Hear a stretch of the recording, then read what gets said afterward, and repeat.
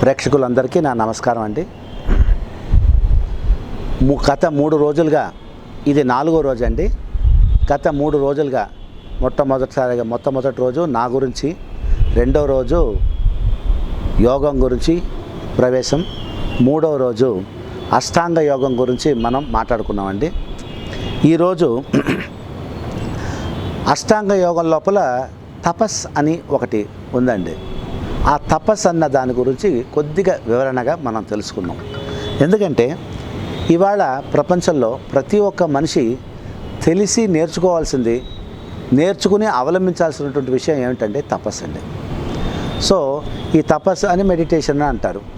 ఈ తపస్సు ఎంత ముఖ్యమైనటువంటి విషయం అంటే 4 విషయాలు ఉన్నాయండి తపస్సు లోపల. తపస్సు అంటే ఏమిటి?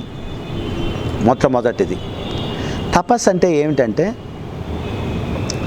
మనస్సుని, బుద్ధిని, శరీరాన్ని ఒక దగ్గర పెట్టి దానికి ఎటువంటి చంచలనం లేకుండా ఒకటే ఒక ఏకాగ్రతతో మన ఏ దాని మీద కావాలని కోరికతో, కోరిక రహితమైనటువంటి కోరిక అన్నా కూడా దాని మీద అయినా సరే మనం ఒక దాని మీద పెట్టి ఒక లక్ష్యంతో మనం చేయడం అనేది తపస్సు అండి. సో తపస్సు అని అంటే వాట్ ఈస్ తపస్సు అనేది మొట్టమొదటి విషయం చెప్పాను మీకు. సో మనస్సుని, బుద్ధిని, శరీరాన్ని ఒక దగ్గర పెట్టి దాన్ని ఏకాగ్రతతో మన ఏ విషయాని కోసం మనకు కావాలని కోరుకుని మనం చేస్తున్నామో దాని మీద పూర్తి ఏకాగ్రతతో కాన్సన్ట్రేషన్ చేసి వేరే పని ఏమీ చేయకుండా ఆ ఒక్క పని మీదనే కేంద్రీకరించి మనం ప్రాక్టీస్ చేయడం అన్న ఒక విధానాన్ని తపస్సు అంటారండి. రెండవది, ఎందుకు ఈ తపస్సు మనకి చెయ్యాలి అన్నప్పుడు, ఇప్పుడు ఈ ఛానల్లోనే ఇప్పుడు నేను మీకే చెప్పడానికి వస్తున్నానండి. కొన్ని విషయాలు, నాకు తెలిసిన విషయాలు మీకు చెప్పుకుంటూ వస్తున్నాను.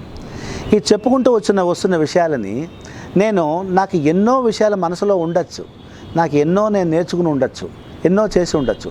కానీ దీన్ని ఎలా క్రోడీకరించి ఒక సిస్టమ్, ఒక పద్ధతి పరంగా నేను వెళ్ళాలి అన్నది మనకు చేయడం అన్న పాయింటే చాలా అవసరం ఇక్కడ. ఎందుకు ఈ తపస్సు చేయాలన్నది దానికే అది ముఖ్యమైన కారణం చేస్తుందండి.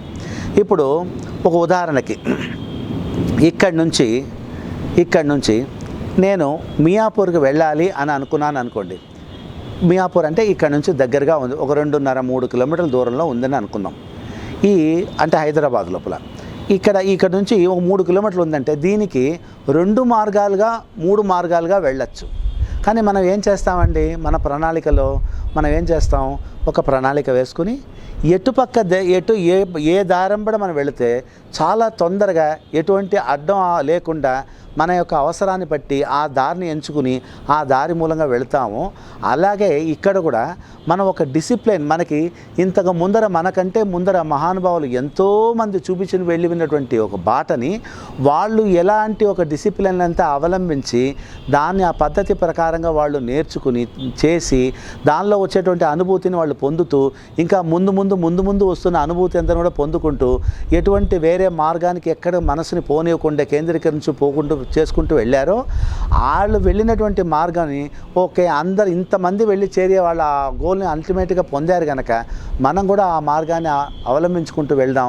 మనకి ఇష్టం వచ్చినట్టుగా, మనకు తోచినట్టుగా వెళ్ళకుండా పద్ధతి ప్రకారం మనం వెళ్ళడానికోసం మనం వేసుకున్నటువంటి పద్ధతే దానికని ఈ తపస్సు మనం చేయాలండి. ఎందుకు చేయాలనంటే ఈ పద్ధతి ఎలా పోవాలన్నది 10 మంది పెద్ద మహానుభావులు మనకు చూపించిన మార్గంలో మనం నడిస్తే వాళ్ళు వెళ్ళి చేరిన గమ్యానికే మనం కూడా వెళ్ళి చేరుకోగలుగుతామని ఒక నమ్మకంతో వెళ్తాం కనుక ఇది అవసరం అండి. తపస్సు అనేది అందుకు అవసరం. ఎలా దీన్ని ప్రాక్టీస్ చేయాలి? ఇప్పుడు మనం కొంచెంగా ఇప్పుడు ఆచరణలోకి వచ్చేద్దామండి. ఇప్పుడు ఇంతవరకు అన్ని ఉపన్యాసాలుగా ఉన్నాయి. ఇప్పుడు నుంచి ఏమవుతుందంటే ఉపన్యాసాలతో పాటుగా కొంచెం ఆచరణ కూడా మీకు చూపించుకుంటూ వచ్చేస్తానండి. మీరు నేర్చుకోవాలన్నప్పుడు దీంతో పాటుగా కలిసి నేర్చుకోవచ్చు. సో ఇప్పుడు 3వది ఏంటంటే హౌ టు ప్రాక్టీస్, ఎలా దీన్ని మనం ప్రాక్టీస్ చేయాలి తపస్సు అన్న విషయాన్ని అన్నప్పుడు ఒక 5 స్టెప్స్ ఉన్నాయండి. అంతే, చిన్న సింపుల్ స్టెప్స్, 5 మెట్లు ఉన్నాయి. ఆ 5 మెట్లు ఏమిటి అంటే ఇది జనరల్గా నేను చెప్పేటువంటి విషయం అందరికీ సంబంధించినటువంటి విషయం అండి. ఇది అందరూ చేసుకోవచ్చు, ఎక్కడైనా ఎవరైనా ఎలాగైనా చేసుకోవచ్చు అన్న పాయింట్కి నేను చెప్పేటువంటి విషయం ఇది. సో తపస్సు ఈ తపస్సు ఎలా మనం చేయాలి అన్న పాయింట్ వచ్చినప్పుడు మొట్టమొదటి ఏంటంటే దీనిలో సిద్ధాసనం అంటారండి. సిద్ధాసనం అంటే ఈ ఎడమకాలు కిందకి ఉండాలి, ఈ ఎడమకాలి మడమ కిందకి ఇలా కిందకి పెట్టుకోవాలండి. మగవారైతే ఎడమకాలి మడమ సెంటర్ పొజిషన్ లోపల ఇలా ఉండి కుడికాలు ఈ ఎడమకాలు పైకి ఉండాలండి. ఎడమకాలు పిక్కల దగ్గర మన పాదం పెట్టాలండి. అదే ఆడవాళ్ళైతే మనకి అంత లోపలికి లోతుకి వెళ్ళవలసిన అవసరం లేదండి. ఎడమకాలు కిందకి కుడికాలు పైకి, అంతేనండి. ఇది సిద్ధాసనం అంటారు. ఈ సిద్ధాసనం మనకి ఎందుకు ముఖ్యమండి? ఇది సిద్ధాసనం, ఈ సిద్ధాసనంలో ఎంతోమంది మహానుభావులు, సన్యాసులు, తపస్వీలు, తర్వాత సెయింట్స్, ఎంతోమంది మహానుభావులు తపస్సు చేస్తున్న వాళ్ళందరూ, మహానుభావులు అందరూ ఈ మార్గం లోపల ఎన్నో పోస్టర్స్ ఉన్నాయండి. దాంట్లో ఎక్కువ శాతం వాళ్ళు పాటించినటువంటి పోస్టర్ ఏంటంటే ఇది. దీని పేరు సిద్ధాసనం అంటారు. సిద్ధి కలగడం అని అంటే సక్సెస్ అండి. సిద్ధి కలిగింది వాళ్ళందరికీ. ఈ ఆసనంలో కూర్చునే వాళ్ళు ప్రాక్టీస్ చేశారు కనుక మొట్టమొదటి మనం చేసుకోవాల్సినటువంటి ఆసనం ఏమిటంటే ఫస్ట్ ఇది సిద్ధాసనం. ఈ సిద్ధాసనం మనకి మొదటి స్టెప్ అయిపోయిన తర్వాత రెండో మెట్టు మనకి ఏమిటంటే, మనం ఈ ఉపనిషత్తు మనకి చెప్పేది ఏమిటంటే, ఒక్కొక్క మనిషి ఈ జీవితం వాళ్ళ జీవితం యొక్క వయస్సు, ఏజ్ ఎంత ఉంటుందని అంటే 116 సంవత్సరాల వరకు ఒక మనిషి బతకడానికి అవుతుంది అన్న పాయింట్ని ఉపనిషత్తులో చెప్పి ఉన్నారండి. ఈ 116 ఏళ్ళు బతకడానికి కావాల్సినటువంటి విషయం లోపల మనం ఇవాళ మనం కొన్ని ఇండిసిప్లిన్స్ అన్నీ పాటించి ఆ చెడ్డ అలవాట్లు, వేరే అలవాటు వల్ల మన జీవిత పరిమాణాన్ని మనం ఎంత తగ్గించుకున్నామంటే 60 ఏళ్లకే చనిపోవడం అనేది మొదలైపోయిందండి. ఇవాళ కాలంలో 60 ఏళ్ల నుంచి 100 ఏళ్ల మధ్యలో మనుషులు ఎప్పుడైనా చనిపోతున్నారు. ఇలా జరుగుతున్నాయి.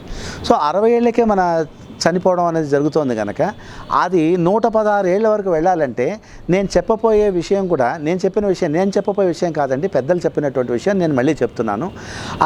ఈ చెప్పబోయే విషయం ఇది కూడా ఒక ముఖ్యమైనటువంటి విషయం అండి. ఆ 116 ఏళ్ళ వరకు మనిషి బతకడానికి, హెల్తీగా బతకడానికి ఇది కూడా ఒక ముఖ్యమైన విషయం. అది ఏమిటంటే ఇది స్పైనల్ కార్డ్. మీ యొక్క స్పైనల్ కార్డు ఎప్పుడూ నిటారుగా తిన్నగా పెట్టుకోవాలండి. ఎప్పుడు స్పైనల్ కార్డ్ని ఎవరైతే ఉంచుతారో వాళ్ళ జీవిత పరిమాణాల్లో కొద్ది కొద్దిగా వాళ్ళ వయసు తగ్గిపోతుందండి. సో అందువల్ల ఈ స్పైనల్ కార్డ్ని ఎవరైతే ఖచ్చితంగా కరెక్ట్గా పెట్టుకుంటారో వాళ్ళు ఆటోమేటిక్గా 116 ఏళ్ల జీవితానికి వాళ్ళ అటువైపు చూసుకుంటూ ప్రయాణం ఖచ్చితంగా సాగించగలుగుతారు. దానికి ఇంకా వేరే విషయాలు కూడా ఉన్నాయి. ఇది కూడా ఒక ముఖ్యమైనటువంటి విషయం. మూడవదండి, ఇది 2 స్టెప్స్ మనం నేర్చుకున్నది. మొట్టమొదటి step left leg down, right leg up, ఎడమకాలు కిందకి కుడికాలు పైకి పెట్టుకుని, రెండవది స్పైనల్ కార్డ్ని మనం స్ట్రైట్గా పెట్టుకున్నామండి. ఇది 2 స్టెప్స్. మూడో స్టెప్ ఏంటంటే మన బాడీ లోపల మనకి 72,000 నాడులు ఉన్నాయండి. నాడులు అంటే పల్సెస్ అంటారు ఇంగ్లీష్లో. సో ఈ 72,000 నాడులు మనకి ఇంతకు పూర్వం ఈ 72,000 నాడులు కూడా కొన్ని ఇప్పుడు మనకి ఉన్న టెక్నాలజీ ఏంటంటే ఇప్పుడు టెక్నాలజీ లెవెల్స్ బాగా పెరిగాయి. ఈ 72,000 నాడులకు సంబంధించిన ఏ సమస్యలు వచ్చినా మనకి దేని మూలంగా తెలుస్తాయి? మన స్టెథోస్కోప్ మూలంగా చెక్ చేస్తారు డాక్టర్స్. తర్వాత మనకి ఎక్స్రేస్ మూలంగా, స్కాన్ మూలంగా, మల్టీ స్కాన్ మూలంగా, వేరే పరికరాల మూలంగా ఇవాళ వచ్చిన లేటెస్ట్ టెక్నాలజీ, మెషినరీస్, మెకానిజమ్స్ అన్నీ కూడా మనకి చాలా హెల్ప్ పడుతున్నాయండి. డాక్టర్లకు చాలా హెల్ప్ అయ్యి మైన్యూట్గా మన ప్రాబ్లం ఏదుందో కనుక్కోవడానికి అవన్నీ చాలా హెల్ప్ పడుతున్నాయండి. కానీ పాతకాలంలో పాపం ఇవన్నీ ఏ పరికరాలు ఉండేవి కావు. అటువంటి టైంలో మన వాళ్ళు అప్పుడు ఉండేటువంటి వైద్యులు వాళ్ళు ఏం పాటించేవాళ్ళంటే వాళ్ళు ఒకటే పద్ధతిని పాటించేవాళ్ళండి. అది ఏమిటంటే మన ఎడమ చేయి తీసుకుని మనకి బొటన్ వేలు సైడ్ ఏదైతే ఉందో ఈ బొటన్ వేలు సైడ్లో మనం కనుక ఈ 3 వేళ్ళని పెట్టామంటే, కుడి చేయిలో ఉండే 3 వేళ్ళని పెట్టామంటే వాత పిత్త శ్లేష్మం అని చెప్పి 3 నాడులు ఉంటాయండి. ఈ 3 నాడుల్ని పట్టుకుని మన శరీరం లోపల ఎక్కడ ఏ సమస్య ఉందో వాళ్ళు కనుక్కొని చెప్పేసేవాళ్ళండి. ఈ 3 నాడుల నుంచి మన శరీరం లోపల ఆఖరికి హార్ట్ లోపల హోల్ ఉందా అన్న విషయం కూడా వాళ్ళు దాన్ని కూడా ఈ ఒక నాడిని పట్టుకుని నీకు హార్ట్ లోపల ఇక్కడ సన్న హోల్ ఉంది సుమా అని చెప్పేంత లెవెల్ వరకు పాతకాలంలో చేసేవాళ్ళు. ఇప్పుడు ఇన్ని పరికరాలు మనకి వచ్చేసాయి. కానీ అప్పుడు ఏ పరికరాలు లేకపోయినా వైద్యులు ఉండేవాళ్ళండి. చేసేవాళ్ళు. కానీ ఇవాళ మనకి టెక్నాలజీ సైంటిఫిక్గా చాలా పెరిగిపోయింది. మైన్యూట్గా ప్రాబ్లమ్ ఫైండింగ్ అనేది మనకి వెళ్ళిపోయి దానికి సొల్యూషన్ ఏమి ఇవ్వాలో అనేది మనం వెళ్ళిపోతున్నాం. ఇవాళ ఉన్నది చాలా అడ్వాన్స్ లెవెల్ అండి. అప్పటికి అడ్వాన్స్ లెవెల్ లేకపోయినా ఇలా చేసేవాళ్ళండి. సో ఇలా ఈ 3 నాడుల మూలంగా 72,000 నాడులకు సంబంధించిన సమస్యల్ని కనుక్కుని దానికి ఏం మనకి వాళ్ళు పరిష్కారం ఇవ్వాలో పరిష్కారం ఇచ్చేవాళ్ళు అప్పటి కాలంలో. సో మనం ఏం చేయాలంటే ఇప్పుడు ఈ మూడవది ఏంటంటే ఇది మనం కూర్చునేటప్పుడు మనం ఈ మెడిటేషన్కి 2 స్టెప్స్ అయిపోయి 3వ స్టెప్కి వచ్చేసరికి మనం ఒక ముద్రల్ని ఫాలో అవ్వాలండి. ఇక్కడ ఒక ముద్ర మనకి ఉపయోగపడుతుంది. ఈ ముద్ర ఏం చేస్తుంది, ఉన్న 72,000 నాడుల్ని నార్మల్గా వాటి పని అది ఎటువంటి అడ్డు ఆటంకం లేకుండా ఆ నాడులని ఏ పనులు చేయాలో ఆ నాడులు శాంతంగా ఆ పనులు సక్రమంగా చేయడానికి పరిపూర్ణంగా హెల్ప్ అయ్యేటువంటి ముద్ర మనకి ఇక్కడ జ్ఞాన ముద్ర అంటారు, లేకపోతే చిన్ముద్ర అంటారండి. 2 జ్ఞాన ముద్ర. ఇది ఏమిటంటే ఇండెక్స్ ఫింగర్ మన యొక్క చూపుడు వేలును మన బొటన్ వేలు రెండింటిని కలిపి ఉంచడం అంటే మిగతా ఉన్న 3 వేలుని తిన్నగా పెట్టడం. ఇది జ్ఞానముద్ర అంటే చిన్ముద్ర అంటారు. దీనిలోనే ఇంకొక వేరియేషన్ కూడా ఉందండి. మన చూపుడు వేలుని అంటే ఇండెక్స్ ఫింగర్ని మన తంబు లోపల అంటే బొటన్ వేలు లోపల మధ్యలో ఒక లైన్ ఉంటుంది, గీత ఉంటుంది. ఆ గీత మీద టచ్ చేసి పెట్టుకోవడం ఇలా. తర్వాత ఈ 3 వేలని తిన్నగా ఇలా పెట్టుకోవడం ఇలా. ఇది సెకండ్ వేరియేషన్. ఈ సెకండ్ వేరియేషన్ నేను ప్రిఫర్ చేస్తానండి, ఎక్కువగా నేను ప్రిఫర్ చేస్తాను. ఎందుకు ప్రిఫర్ చేస్తానంటే ఇది మధ్యమ స్పర్శ ముద్ర అని కూడా అంటారు. దీన్ని నేను ప్రిఫర్ చేస్తాను ఎందుకంటే ఈ ఒక లైన్కి ఇక్కడ మనం టచ్ చేసి ఉన్న దానికి మన వెన్నపూసకి డైరెక్ట్గా లింక్ ఉందండి. సో మనం ఇది పెట్టుకుని మనకు ఉన్నప్పుడు ఏమవుతుంది, మనం ఈ చేతుల్ని మడవకూడదు. చేతులు మోచేయిని మడవకుండా మోచేయిని అందరు జనరల్గా ఇలా కొంతమంది పెడతారండి. మా గురువుగారు మా పెద్దల వాళ్ళు నాకు నేర్పించిన ప్రకారంగా ఏమిటంటే చేతుల్ని ఇట్లా పెట్టడం అండి. రిస్ట్ తీసుకొచ్చి కరెక్ట్గా ఇలా పెట్టి మనం ఉండడం అన్నది పెట్టినప్పుడు ఈ చిన్ముద్ర సెకండ్ వేరియేషన్లో పెట్టి మనం ఉన్నప్పుడు మనకి ఏమవుతుందని అంటే హాయిగా మన ఒక ఫ్రేమ్ ఏర్పడుతుంది, చక్కటి ఒక ఫ్రేమ్ ఏర్పడుతుంది మనకి. ఆ ఫ్రేమ్ లోపల మీరు ఎప్పుడు స్ట్రైట్గానే స్పైనల్ కార్డ్ని స్ట్రైట్గా ఉంచి ఎంతసేపు అయినా కూర్చునేటువంటిది. అంటే మీరు అభ్యాసం చేస్తేనే వస్తుందండి, చేస్తేనే అభ్యాసం వస్తుంది. సో మనం దీన్ని రెగ్యులర్గా చేస్తూ ఉండడం మీద మనకి పర్ఫెక్షన్ వస్తుంది. సో ఈ చిన్ముద్ర సెకండ్ వేరియేషన్ లేకపోతే జ్ఞానముద్ర అయినా సరే లేకపోతే మధ్యమ స్పర్శ ముద్ర అన్నా సరే ఈ ముద్ర వేసుకుని మనం కూర్చోవాలండి. ఇది 3వ స్టెప్ అండి మెడిటేషన్ లోపల. 4వ స్టెప్ ఏమిటంటే మీరు 3 స్టెప్స్ దాటి వచ్చేసాం, 3 మెట్లు దాటాం. 4వ మెట్టు యూ హ్యావ్ టు మీ యొక్క ఇష్ట దైవాన్ని, మీకు ఆడ కానీ మగ దైవం కానీ మీ ఇష్ట దైవాన్ని నాకు దైవం మీదనే నమ్మకం లేదు అని అన్నవాళ్ళు ఉంటారు. వాళ్ళు మాతృదేవో భవ, తల్లి స్వరూపాన్ని తీసుకొచ్చుకోండి. మీకు ఇష్టమైన మగదైవం కానీ ఆడదైవం కానీ లేకపోతే మాతృమూర్తిని కానీ మాతృదేవో భవ వీళ్ళ ముగ్గురు మీకు ఎవరైనా సరే వాళ్ళని తీసుకొచ్చి మీరు ఎక్కడ పెట్టాలి వాళ్ళని, ఎక్కడ ఆగ్నేయ చక్రం అని మన దీని లోపల ఉంది. మన 2 పురువాల మధ్యలో ఉన్న స్థలాన్ని ఆగ్నేయ చక్రం అంటారు. దీనికి ఇంకొక పేరు కూడా ఉందండి, ఏంటంటే బ్రోర్ మధ్యస్థానం అని కూడా అంటారు దీన్ని. సో ఈ స్థలాల్లో వాళ్ళని తీసుకొచ్చి ప్రతిష్ఠింప చేయాలి. ఈ ప్రతిష్ఠ మనకి చేయాలి. ఎందుకు చేయాలి అన్న పాయింట్ నేను చాలా ఈజీగా మీకు అర్థమయ్యడానికి అనుగుణంగా విషయం చెప్తానండి. వేరేలాగా దీన్ని అపార్థం చేసుకోకండి, మీకు ఈజీగా అర్థం అవడానికి కోసం చెప్పేటటువంటి విషయం అండి. ఇది ఏమిటంటే ఇప్పుడు చిన్నప్పుడు చంటి పిల్లాడప్పుడు మనం ఒక చీకటి లోపల మనం వెళుతున్నామంటే మనం ఏం చేస్తాం, బాగా చీకటిగా ఉందన్నప్పుడు టక్కున చంటి పాప ఏం చేస్తాడు, నడిచి వెళ్తున్న పాప సడన్గా ఎవరైనా పక్కన ఉన్నారా, తల్లి ఉంటే తల్లి చేయి పట్టుకుంటారు, తండ్రి ఉంటే తండ్రి చేయి పట్టుకుంటారు, పెద్ద అన్న ఉంటే అన్న చేయని, అక్కగారు ఉంటే అక్క చేయని, లేకపోతే ఎవరైనా తెలిసిన వాళ్ళు ఉంటే ఎవరు, లేకపోతే తెలిసిన వాళ్ళు ఉంటే వాళ్ళ చేతుల్ని ఎక్కడో ఒకళ్ళ మీద ఆధారపడి వాళ్ళు మనకు పక్కన ఉన్నారు, మనకు ధైర్యంగా మన భయంగా ఉంది, పక్కంగా వాళ్ళు తోడుగా ఉంటారు అన్న ఒక నమ్మకం మీద వాళ్ళ చేతులు పట్టుకుంటాం చిన్నప్పుడు. ఇది అలాగే ఇప్పుడు కూడా మీరు ఏం చేయబోతున్నారు, ఈ మెడిటేషన్ తపస్ అన్న విషయం ఏంటంటే అంతర్ముఖ ప్రయాణం మీరు మొదలు పెట్టబోతున్నారు. ఈ అంతర్ముఖ ప్రయాణం మీరు మొదలు పెట్టేటప్పుడు మీకు జరిగేటువంటి విషయం ఏమిటంటే మీకు ఇక్కడ మీ లోపల మీరు వెళ్తున్నప్పుడు మీ అంతర్ముఖ ప్రయాణం లోపల మీరొక్కరే ఉంటారు, ఇంకెవ్వరు ఉండరు. ఆ ప్రయాణంలో వెళ్తున్నప్పుడు అంధకారంగా ఉంటుంది, చీకటిగా ఉంటుంది. కానీ ఇలాంటి చీకటిగా ఉన్నప్పుడు, అంధకారంగా ఉన్నప్పుడు కూడా మీరు ఎవరిని నమ్ముకుంటూ వెళ్తారని అంటే, మీరు ఇప్పుడు పెట్టారు కదా మీ ఇష్ట దైవాన్ని తీసుకొచ్చి పెట్టుకోవడం కానీ, ఇష్ట దైవం నాకు నమ్మకం లేదు అన్న వాళ్ళు మాతృమూర్తిని పెట్టుకోవడం కానీ, ఈ ఇష్ట దైవాన్ని కానీ మాతృమూర్తి కానీ తీసుకొచ్చి ఆగే చక్రంలో పెట్టుకున్నారంటే మీరు ఏం నమ్ముతారు? వాళ్ళు నాతో పాటుగా ఉన్నారు, నాకు ఎప్పుడు ఎక్కడ ఏ భయం వచ్చినా, కష్టం వచ్చినా, నష్టం వచ్చినా వాళ్ళు నా తోడే ఉన్నారు అని పరిపూర్ణమైనటువంటి ఒక నమ్మకంతో మీరు వాళ్ళని ఇక్కడ ప్రతిష్ఠించిన వెంటనే అయిపోతుంది. ఇక్కడ ప్రతిష్ఠించిన తర్వాత వాళ్ళనే స్మరణ చేసుకుంటూ ఉండడం అన్నది కాకుండా మనం ఏం చేయబోతున్నాం అనేది తర్వాత నెక్స్ట్ పాయింట్ చెప్తాను. సో వాళ్ళు మీతో తోడుగా, మీలోనే ఒక మనిషిగా ఎప్పుడు మీకు ఉంటూ, మీకు అండదండగా, ఎటువంటి కష్ట నష్టాలు వచ్చినా, మీకు బాధ వచ్చినా, భయం వచ్చినా, ఎటువంటిది వచ్చినా ఆ టైంకి మీ పక్కనే ఉంటారని నమ్మి మీరు ముందు సాగాలండి. అందుకోసమని వాళ్ళని ఇక్కడ ప్రతిష్ఠించి పెట్టాలి. అంటే మీలో వాళ్ళు ఉన్నారు మీ ప్రయాణంలో అని అర్థం. నెక్స్ట్ ఆఖరికి ఏం చేయాలనంటే, ఆఖరి మీరు చేయవలసిన విషయం, మీరు మనిషి మన పుట్టినప్పటి నుంచి మనిషి చనిపోయేంత వరకు వాళ్ళకి ఆలోచన అనేది ప్రతి ఒక్క మనిషికి వస్తూ పోతూ ఉంటుందండి, సముద్ర అలల్లాగా. ఎప్పుడు కూడా అది ఆలోచన అనేది ఆగదండి. నాకు అన్నీ ఆగిపోయిందని ఒక నార్మల్గా ఒక వ్యక్తి చెప్పాడంటే, మహనీయులు తప్ప మిగతా వాళ్ళ నార్మల్గా ఒక ఉన్న వ్యక్తి కనుక నాకేం రాదండి అని చెప్పాడంటే వాడు ఖచ్చితంగా మీరు తీసుకోండి అబద్ధం చెప్పాడని అర్థం. ఎందుకంటే మనిషి భగవంతుడు సృష్టిలోనే ఆ ఒక విధానాన్ని ఏర్పరిచి పెట్టేశాడండి. ఒకటి వెనకాల ఒకటి మనసుకు ఒక ఆలోచన వస్తుంది, ఒక నిమిషం ఉంటుంది, వెళ్ళిపోతుంది. ఆ తర్వాత రెండో ఆలోచన వస్తుంది, నిలబడుతుంది, వెళ్ళిపోతుంది. మూడో ఆలోచన వస్తుంది, కొంతసేపు ఉంటుంది, వెళ్ళిపోతుంది. ఇలా ఆలోచనలు తన పనులను చేస్తూనే ఉంటాయండి.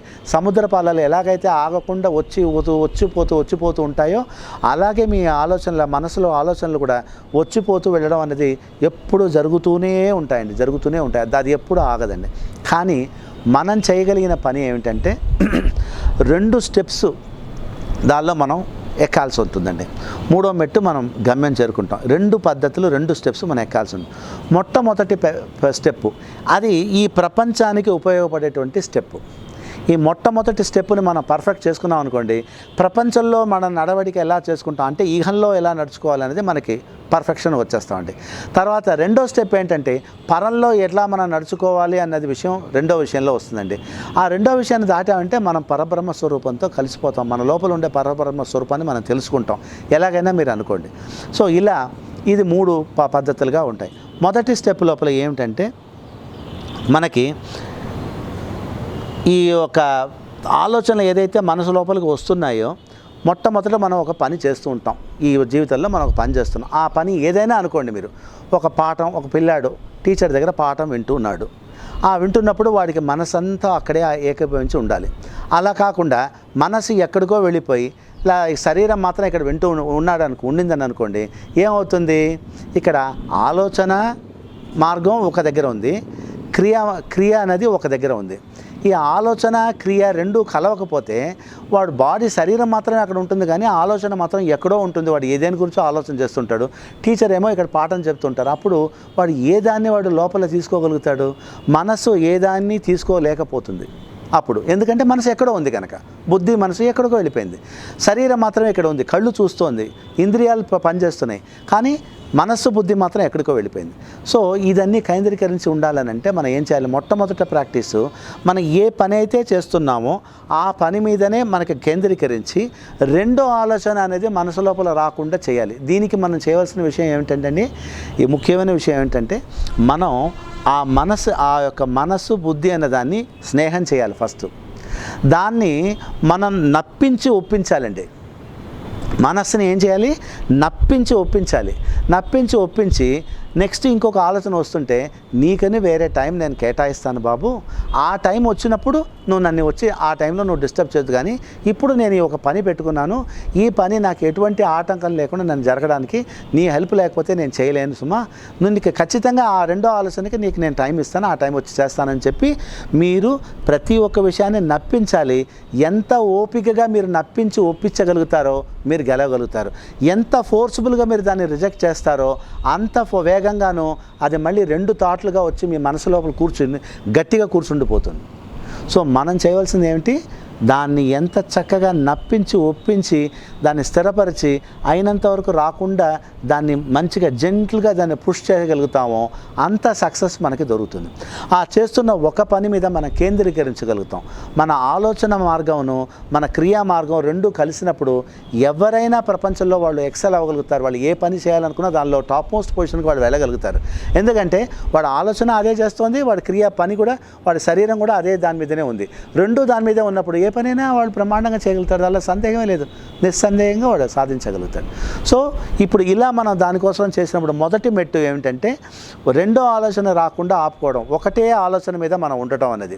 ఈ ఒకటే ఆలోచన మీద ఉండడం అనేది ఇగానికి పరానికి రెండింటికి మనకు ఉపయోగపడతాయి. ఇగానికి మనకి ఏం ఉపయోగపడుతుంది, ఇలాంటి మనం చేస్తున్న పని సక్సెస్ఫుల్గా అవ్వడానికి ఉపయోగపడుతుంది.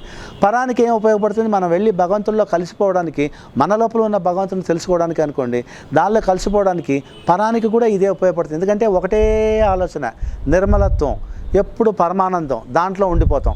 భగవంతుడు నేను ఒకటిగా అయిపోయి ఉండిపోవడం, లయంగా ఒకటే దీంట్లో ఉండిపోవడం అనేది జరుగుతుంది. సో అది మనకి ఇగానికి పరానికి రెండింటికి ఉపయోగపడేది కనుక మనం ఫస్ట్ ఇగానికి సంబంధించిన విషయంలో ఇక్కడ సక్సెస్ అవుతాం.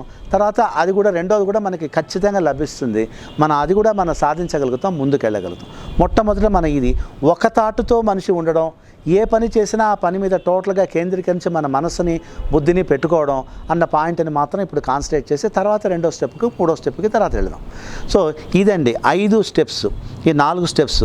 ఈ 5 స్టెప్స్ అయిపోయిందంటే మొదటి 4 స్టెప్ అయిన తర్వాత తర్వాత మనం ఎట్లా మనం ప్రాక్టీస్ చేసుకోవాలి, తపస్సుని ఎలా ప్రాక్టీస్ చేసుకోవాలి అన్న విషయానికి 5 స్టెప్స్ మీకు చెప్పాను.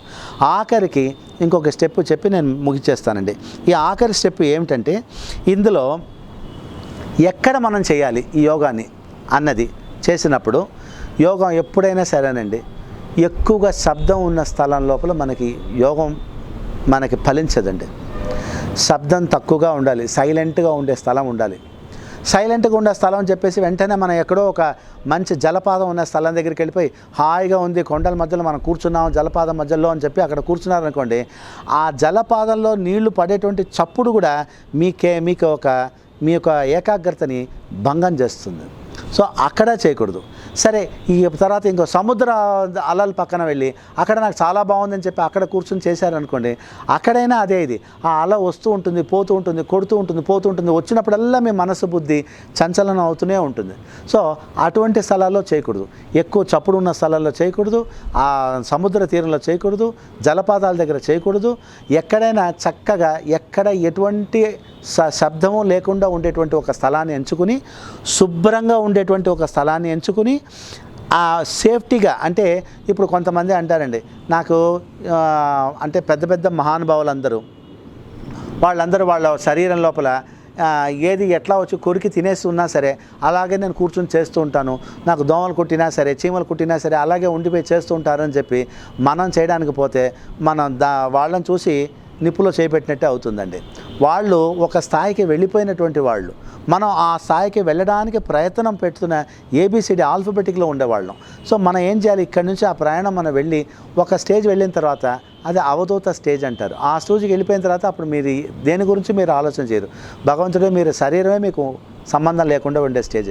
ఇప్పుడు మనకి ఏంటంటే మనం చేస్తున్నప్పుడు మన ఆ ఏకాగ్రత మనకు భంగం కాకుండా ఉండాలని అంటే మనం ఒక చీమ దోమ కూడా కుట్టకుండా ఉండేటువంటి, అయితే ఇంకా వీలైతే మీరు ఇళ్ళల్లో కూర్చున్నారంటే, బయట ఎక్కడైనా కూర్చున్నారన్నా కూడా నాకు తెలిసి ఏదో ఒక చిన్న షెల్ లాగా మిమ్మల్ని ఏర్పరచుకుని, అంటే ఒక దోమతెర లాగా అనుకోండి, ఒక దోమతెర లోపల మీరు కూర్చోనంటే కీటకాలు దోమలు అవి కూడా ఏవి రాకుండా చక్కగా అన్డిస్టర్బ్డ్గా మీరు ఏ పని చేస్తున్నారో ఆ పని మీదనే, ఏ దాని మీద మీరు దృష్టి పెట్టాలనుకుంటున్నారో ఆ దృష్టి మీదనే మీ మనసుని అంతా లయింపజేసి ఆ టోటల్గా మీ ఒక మనసు బుద్ధి శరీరం అంతా ఒకటే ఏకాగ్రతతో ఒకటే దాంతో ఉండేటట్టుగా మీరు మిమ్మల్ని తయారు చేసుకోవచ్చండి. మీరు అలా వెళ్తున్న దారి లోపల మీకు ఎటువంటి డిస్టర్బెన్స్ రాదు, ఆఖరికి దోమ ఈగ కూడా కుట్టదండి. సో ఎటువంటిది డిస్టర్బెన్స్ లేకుండా మీరు ఉండగలిగేటువంటి పరిస్థితికి వెళ్తారు. అందువల్ల మీరు ఎంచుకునేటువంటి స్థలం కూడా అలా ఉండాలి. కింద విస్తరించుకునేటువంటి స్థలం కింద వేసుకునే ఇది కూడా ఎట్లా ఉండాలంటే రఫ్గా ఉండేటువంటి ఇది ఏది ఉండకూడదండి, మెత్తగా ఉండేటువంటిది ఉండాలి ఏదైనా సరే. అందుకే అడవులలో కూర్చొని చేసుకునే మహర్షులు వాళ్ళందరూ తపస్సు చేసుకునే వాళ్ళందరూ జింక తోలుని పెట్టి చేసేవాళ్ళు. అది ఎందుకంటే జింక ఎటువంటి వాతావరణంలో అయినా సరే దాని చర్మం దాన్ని ప్రొటెక్ట్ చేసేది. ఆ ఒక దాన్ని మ్యాక్సిమం అయినంత వరకు అందరూ వేసుకుని చేసేవాళ్ళు. సో పులితోలు సింహం తోలు అవన్నీ మనకి వద్దండి, అవసరం లేదు. జింక తోలు వేసుకునే వాళ్ళు మాత్రం ఖచ్చితంగా అది ఆ మెత్తతనాన్ని ఇస్తుంది. అట్ ద సేమ్ టైం మనకి ఎప్పుడు ఒకటే ఫ్లాట్గా ఉండేటట్టుగాను చేస్తుంది. ఇదే మీరు ఒక పరుపుల మీద కానీ కుషనింగ్ ఎక్కువ ఉండే స్థలాల్లో కానీ దయచేసి కూర్చుని మెడిటేషన్ చేయకండి. ఎందుకంటే అన్ఈవెన్ సర్ఫేస్ మీకు ఎప్పుడు డిస్టర్బెన్స్ని కలిగిస్తుంది, శరీరాన్ని కూడా ఉపద్రవం కలిగిస్తుంది, శరీరానికి మంచి జరగదు. సో అందువల్ల ఈ 5 పాయింట్స్ మీరు కంపల్సరీ మనసులో పెట్టుకుని గుర్తుపెట్టుకుని తపస్సు చేయడానికి ఏమేమి మీకు మెడిటేషన్ చేయడానికి ఏమిటి పద్ధతి అంటే ఈ 5 స్టెప్స్ మీరు ఫాలో అవ్వాలి. తర్వాత ఏ స్థలంలో చేయాలి అన్నది అది కూడా మీరు నేర్చుకుని చేయాలండి. ఇది మనం ఇవాళ 4వ రోజు సమాప్తం అండి. దయచేసి అందరూ ఈ యొక్క ఛానల్ని ఆద్య ఛానల్ని మీరు సబ్స్క్రైబ్ చేసుకోవాల్సిందిగా, ఈ నేను చెప్తున్నటువంటి మంచి విషయాలని మీరు మీ జీవితంలో అవలంబించుకోవాలన్నట్టుగాను నేను మీకు కోరుకుంటున్నానండి. నమస్కారం అండి.